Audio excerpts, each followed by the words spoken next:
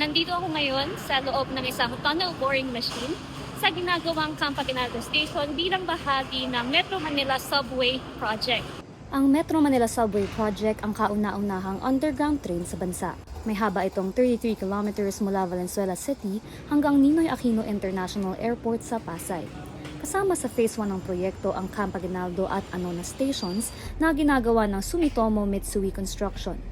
Ito ay bahagi ng press tour ng Embassy of Japan kung saan inikot ng mga media ang mga Official Development Assistance Project ng Japan.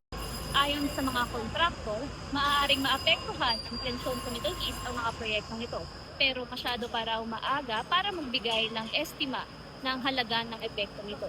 Sabi ni Ricky Salenga, Construction Manager for Tunneling Works, kahit kuryente ang ginagamit ng tunnel boring machines, kailangan pa rin ng diesel para sa ibang mabibigat na kagamitan tulad ng excavators, cranes at dump trucks. Humigit kumulang 5,000 liters ng diesel ang nagagamit nila araw-araw. Ayon kay Salenga, may koordinasyon sila sa Department of Transportation para masiguro na tuloy-tuloy ang operasyon.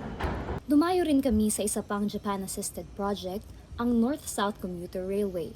Isa itong 147-kilometer commuter rail mula New Clark City sa Tarlac hanggang Calamba sa Laguna, na nagdudugtog ng Central Luzon, Metro Manila at Calabarzon.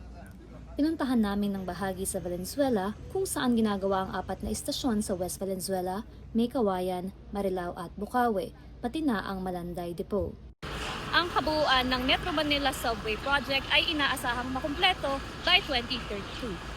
Ayon din sa mga kontraktor na nakausap namin ngayong araw, inaasahan na matatapos ang kabuuan ng proyekto sa oras.